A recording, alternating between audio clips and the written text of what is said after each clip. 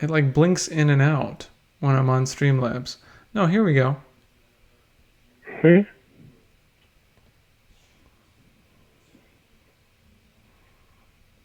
Okay, it's like when my mouse is over Streamlabs. I can't do anything about it. Um, all right, now let's tweet something about it.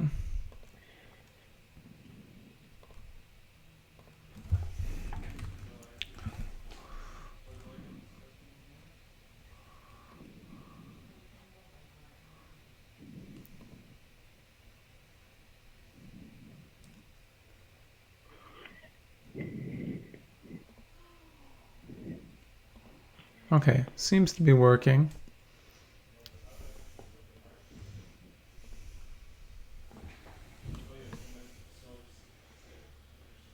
It is a good question of how to avoid that delay. I don't know. Maybe it's not necessary.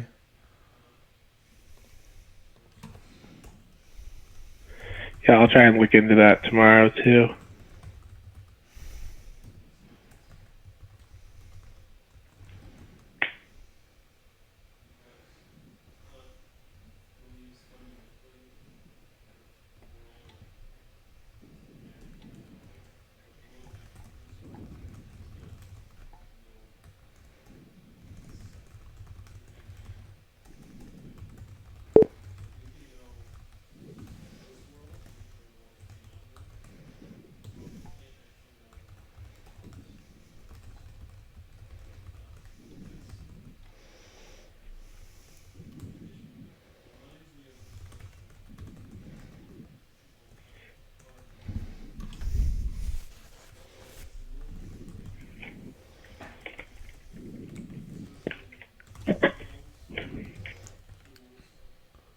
Yeah, okay, 0 viewers. So, how do I make this? I mean, I don't know. Let me see. What should it be?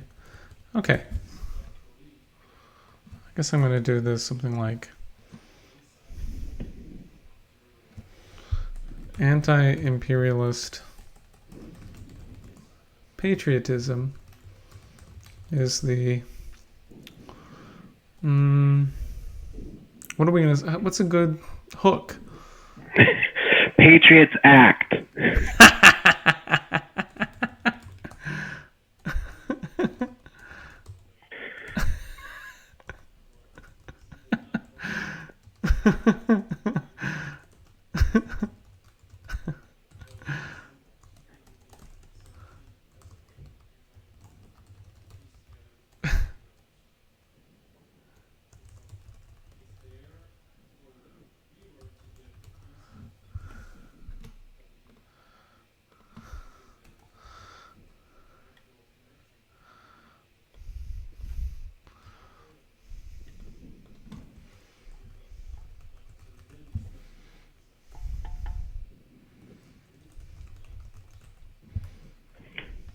Okay.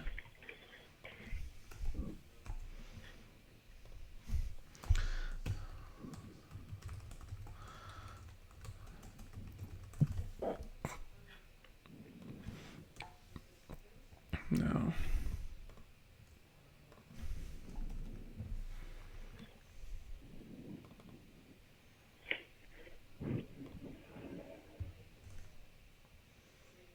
Okay, I gotta email Kareem so we can have one person watching us. Okay, yeah.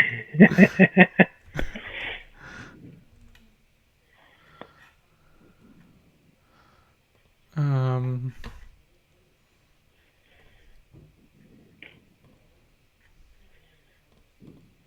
Oh, and we should put it in the Discord too. Oh yeah, that sounds like an idea.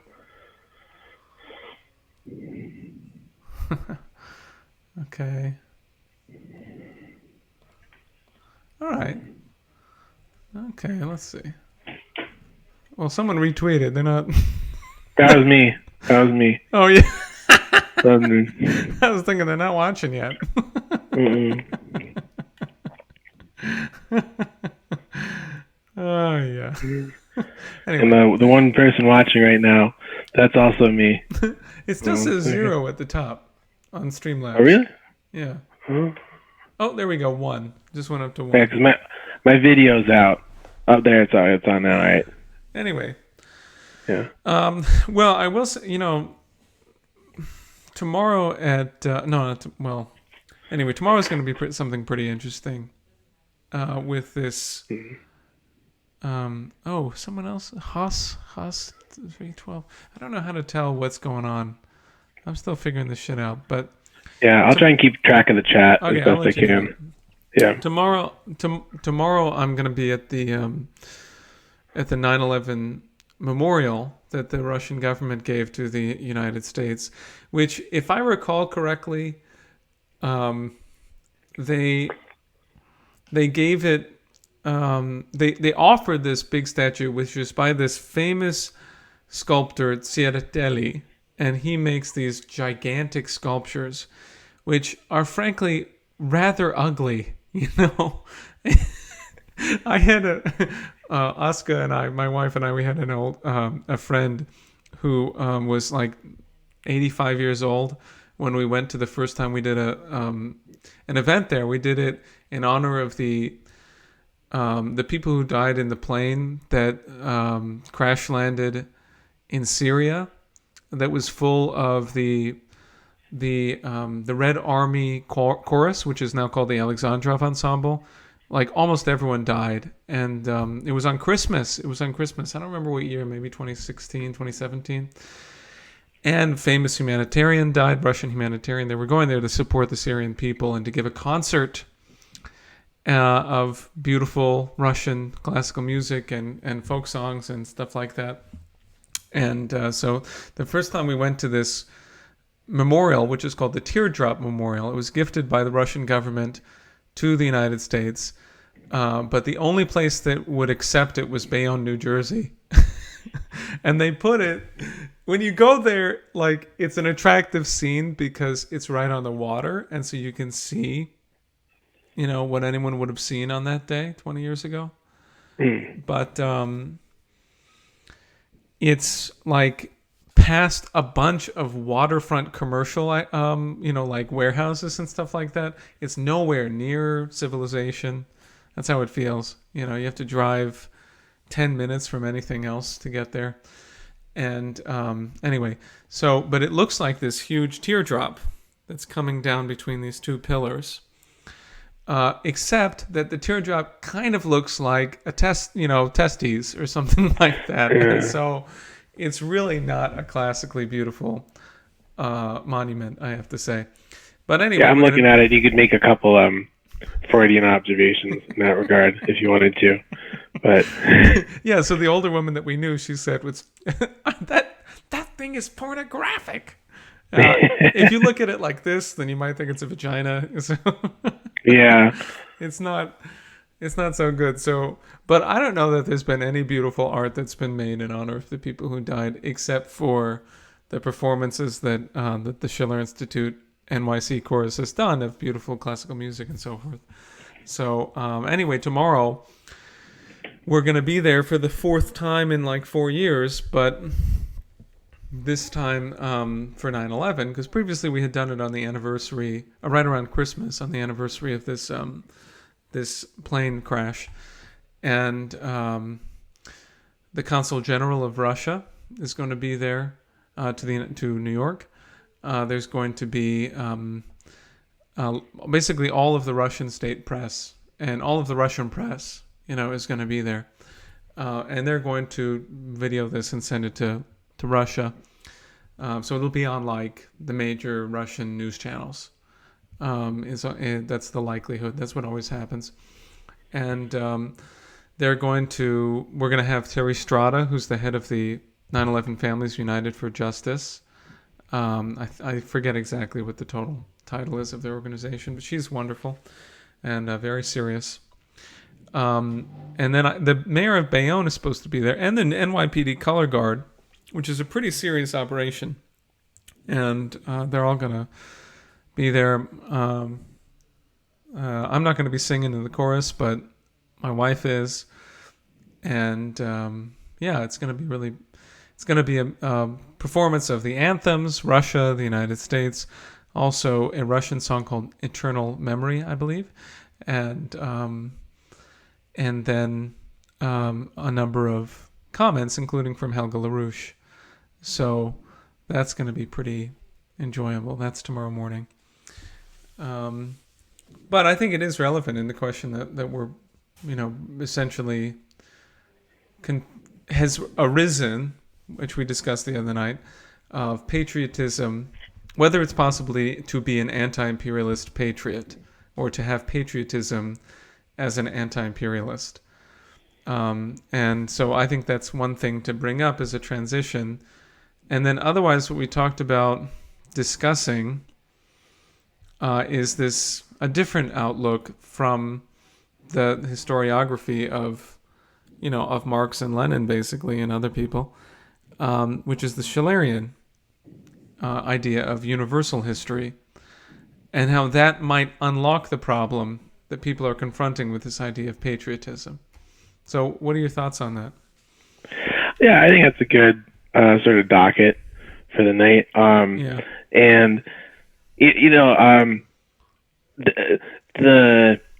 I think there's something unfortunate about even the format of how this whole debate, if you want to call it that, about patriotism, if it could be included in anti-imperialism or not, has gone about. It seems like a lot of there's just this shallow online choose a side of some sort of dialectic and just throw as much as you can at the other side, sort of thing. And I can see it a bit on both sides. You can see reaction on both sides. Basically, is how I see it. And if you're not going back to principally what is being meant with the term or the antipathy towards the term, like I was saying before, you're just ending up in some sort of nominalistic pissing match for the most part. Because yeah. Well, by the way, I listened to about 5 minutes of the Logo has versus the two fascists, and and it sounded like that to me. I mean, it was like people discussing dogma or orthodoxy. What relevance does this have to do with anything? That whole debate format, I could see the effectiveness of it. I think has a strong limit to it. Because even for some people, it seems almost like an extension of kind of like a forensics club in high school or college or something like that. And that seems to be almost how they treat it. And I just think the sort of thing, even going back to the Lincoln Douglas debates, kind of in the modern era at least, seem to define the format. And true authentic speech like that doesn't go back to some sort of gamemanship upon points or something. Oh, here's this one issue, and let's try and make some sort of rhetorical closure upon it. I think that's still just this capture of nominalism, which I think Absolutely. 99% of people plus are really stuck in today. It's tough to imagine anything outside of that. You imagine you have the correct rhetorical move on a chessboard, and objectively you've won the argument or something. When it's if you're working with computer programs or something, you can make an argument like that, but there's that objectivity of winning an argument apart from some sort of spiritual capture of a poetic moment, Yes. I think, which is what occurred in at that time in Lincoln's life when he turned to those sort of enrapturing speeches. It's something that can prove itself that way through common sense, but outside of that, it's talking in a black box to yourself for the most part. It seems like. Because each person has their own criteria for what the rules are in the open space of rhetoric. Yeah. And why do you accept those? Why have a debate about definitions? Do you know what I mean? I mean, I actually thought that would be kind of interesting would be to have some, not debate in the sense that you're describing it. I had friends who were in debate club, and they learned to speak as fast as possible. It's repulsive. I'm sorry. Yeah, it's the most repulsive use of language I've ever interacted Absolutely, with. it's the destruction of ideas. It has nothing to do with ideas.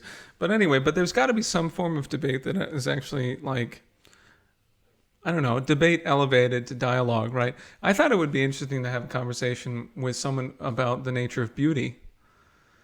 I think that that's gonna, if that were somehow possible to get, to get, for example, well, anyway, to get some of the people on who actually think seriously about literature, about art, and so forth, and actually have a profound debate, not as a point scoring thing, but as like a reasoned dialogue, but where you go into it knowing that the other person has a different view, and then saying, well, let's actually intend to investigate it. I think that could be really fun. And going into it not knowing what your final view is going to be.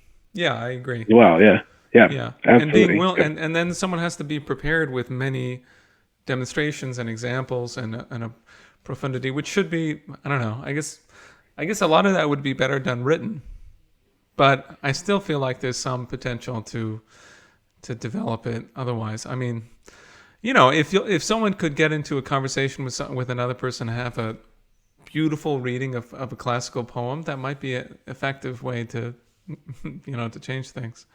Anyway, go on, about what is. I mean, we talked about the Schillerian view of universal history. What is universal history, and why do we study it? Which are his opening lectures when he became a lecturer at the University of Jena. And I haven't even read all of them. I've only read the first major one, as it's known. But it's a total transformation from this kind of Marxian outlook of that what we're looking at.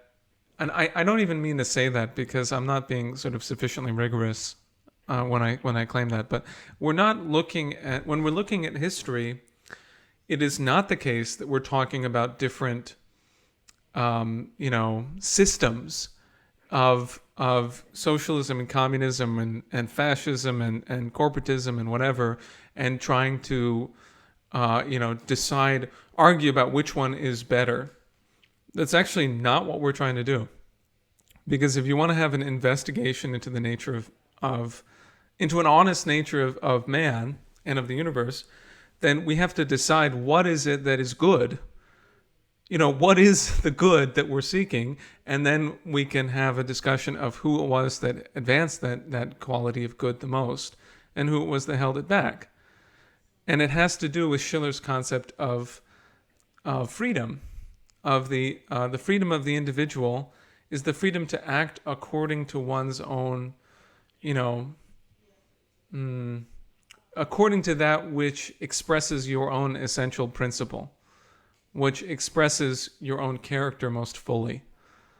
And that character is the universal character of man, the character of man as a creator, as a second creator. And so we can look at those actions that have been taken to advance the power of the individual sovereign human mind, and we can say that those are good, and we don't have to make a determination on the basis of some rubric of, periodicity in history according to, according to Hegel and Marx and so forth. We can actually look at those moments where people fought usury, they fought the destruction of human life, then they fought for the idea that man is in the living image of God. So, yeah. Yeah, and I just want to comment on Schiller's use of freedom and relate it back to maybe what's being talked about with patriotism today. Since in one of the essays I was reading, at least, which comes from the "What is and to what end do we study universal history?" I think the way that Schiller looks at freedom is the same way if for advocating something like patriotism, you have to look at that, because throughout the essay, there's a strong critique of what Schiller calls lawless freedom.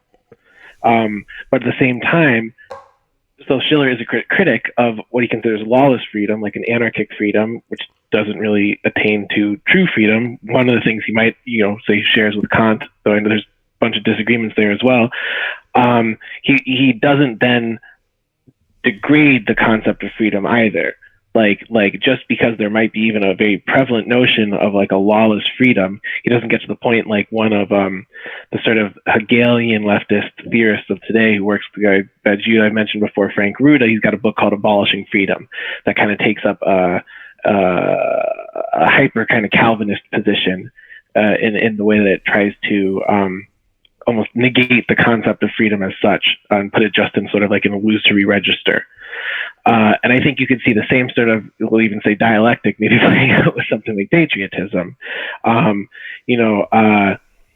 If your patriotism is just of the variety of like, it's been a while since I've seen it, but I remember there's something like Mel Gibson's The Patriot. Like if it's just this sort of like stark, very like cartoonish, fantastic, sometimes very much riled up with bloodlust, just vision of, conforming to some sort of imaginary identity, to some sort of like color scheme, or even just the as it's rightfully called by, even Lenin and other leftists who will support something of a critical patriotism. If it goes into a chauvinism, obviously that doesn't produce anything of this sort of effective good, which we're trying to talk about in this historiography that we're going into.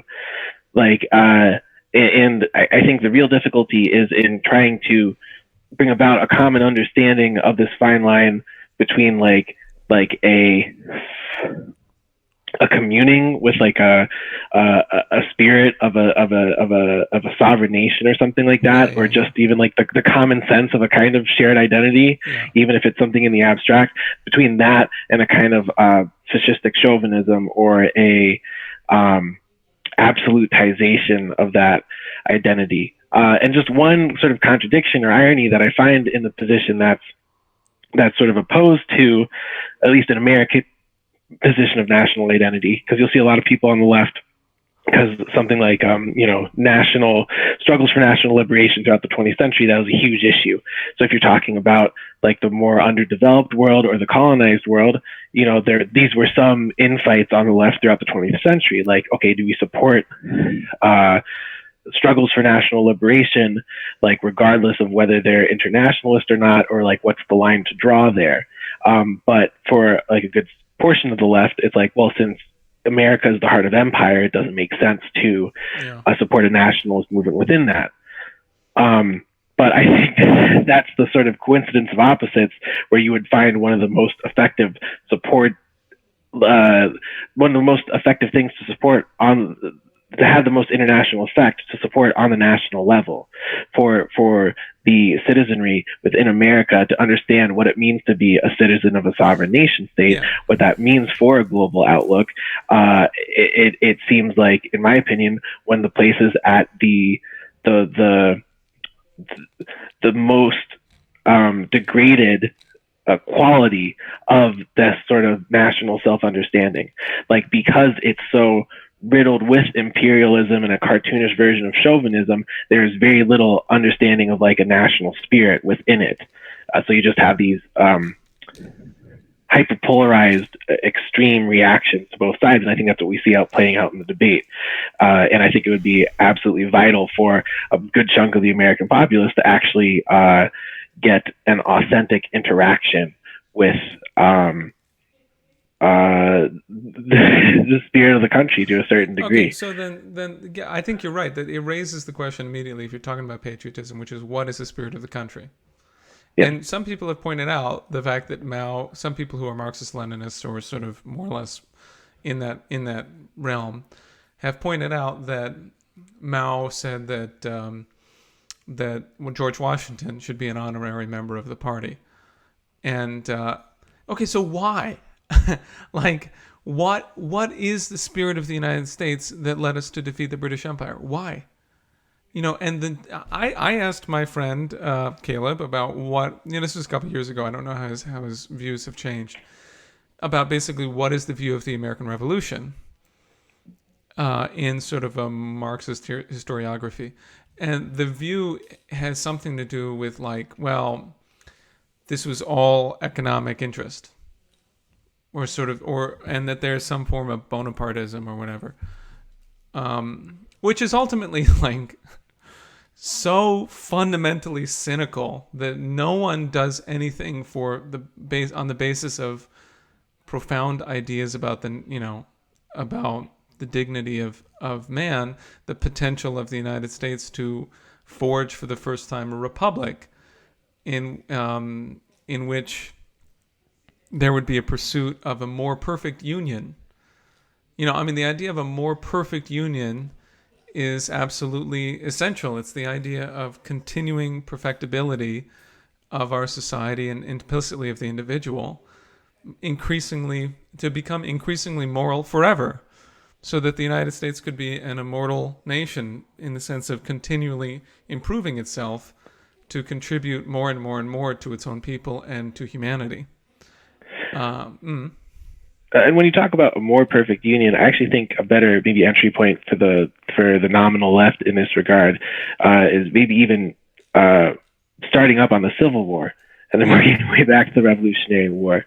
Well, because for one thing, I think Marx corresponded with Lincoln during the Civil War, wrote about it at great length, and I think he called it the Slaveholders' Rebellion.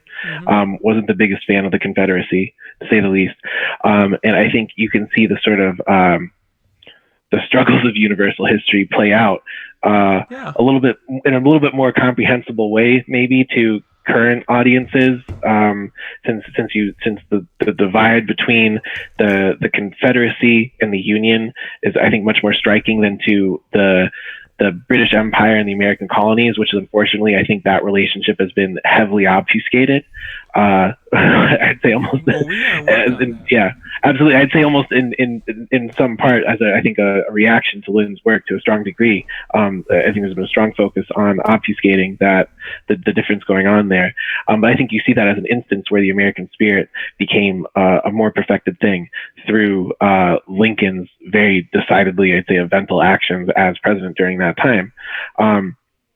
And yeah, no, there's a fulfillment of the ideas of the Declaration of Independence. There's a fulfillment of the idea that all men are created equal. Yeah, and you can see even how that inspired the French Revolution. The varying takes on that there are, and the most orthodox Marxist take I'm familiar with of the American Revolution is it seems to almost backhandedly compliment it as like the kind of height of bourgeois revolution. Yeah, right. So with that whole periodization, so you have like the feudal system, and then you have the bourgeois revolution, which brings in the formal freedoms of the bourgeois, and so the productive forces then develop, and then you have the in Marx's time, as he saw it, that's where you have the opening for a socialist and a communist revolution. So it would be seen as like an outdated, outmoded, saturated series of actions that, the same time though, as you see people talk about, us entering into an age of like techno feudalism, like Silicon Valley style feudalism, heavily decentralized feudalism. Maybe there's something to be thought of, like you were saying, where we don't get maybe just into these smooth transitions of periodized history, and there's more of a, I don't know how you'd maybe frame it, like that as opposed to this periodizations, like it's not just a fluidity of things jumping between timelines a little bit that just don't fit into that, but I'd say almost like a transcendental struggle of sorts that occurs. Yes. Where things don't just get like locked in on a permanent way, a certain fragility to human progress, which is, especially in the times that we live in, if you don't already consider us within a dark age, it's always on the precipice of potentially falling back into a kind of dark age. Yeah, well, I think we're I see what you're saying. We're in the dark age here in the West, but that's not the end of it. I mean, there